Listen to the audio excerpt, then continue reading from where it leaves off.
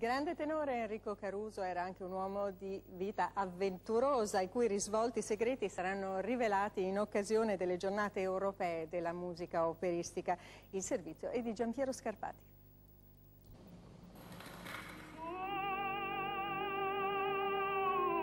Sarà il grande Enrico Caruso il protagonista delle giornate europee della musica operistica, in programma domani e dopodomani in tutta Italia. Una vita diventata leggendaria sui palcoscenici di tutto il mondo grazie a quella che è stata definita la voce più grande di tutti i tempi.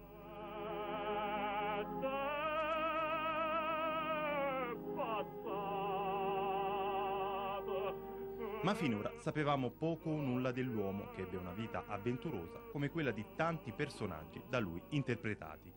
E la luce sull'aspetto più intimo e più vero della vita del tenore l'ha portata al ritrovamento di oltre 4.000 pagine di lettere scritte ricevute dall'artista nell'arco di 24 anni, dal 1897 fino a poco prima della morte avvenuta nella sua Napoli il 2 agosto del 1921.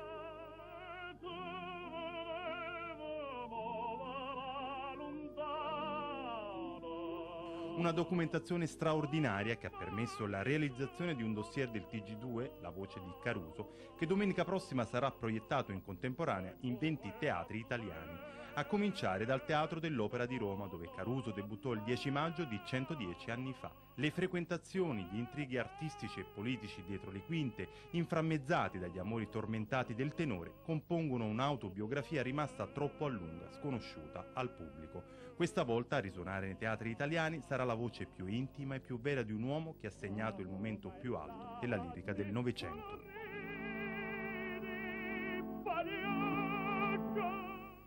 In studio con noi oggi a TG2.it Bruno Venturini, il nuovo Caruso, uno dei cantanti, buongiorno, dei cantanti italiani più famosi negli Stati Uniti e molto applaudito, addirittura venerato.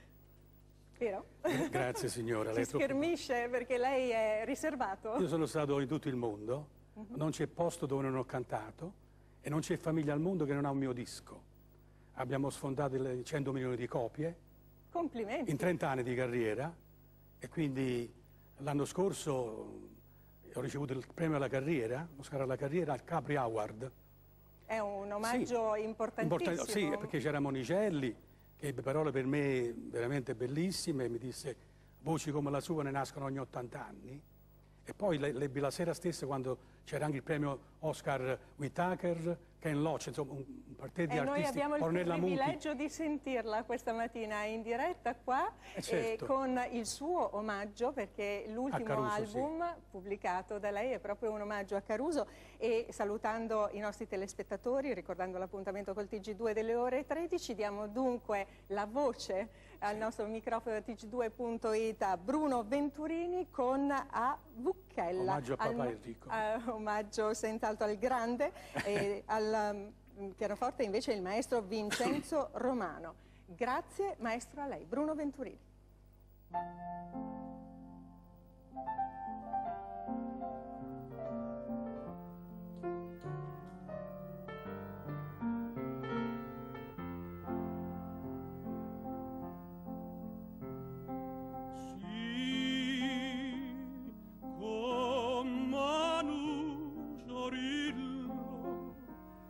Tiena na buchella, nu poca pugurilla, a passuliatella.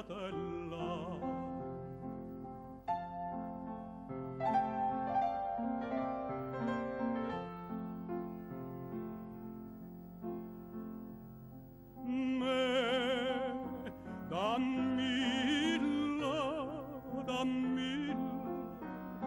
ecco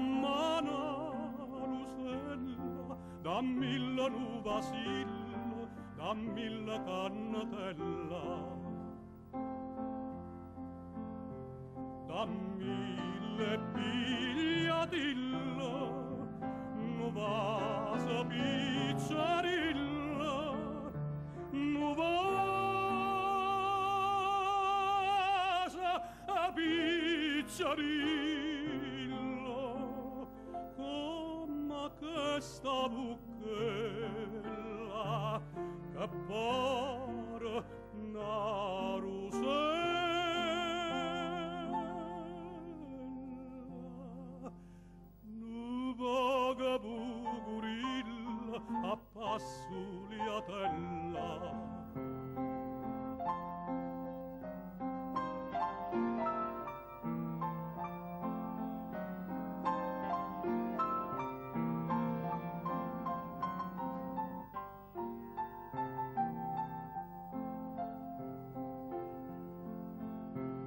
a mille pigliatilla, nu vasa pizzarilla, nu vasa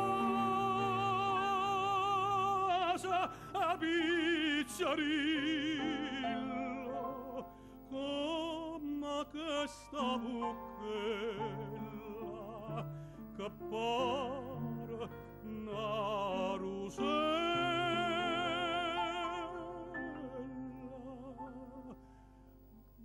vaga purilla a passuliatella.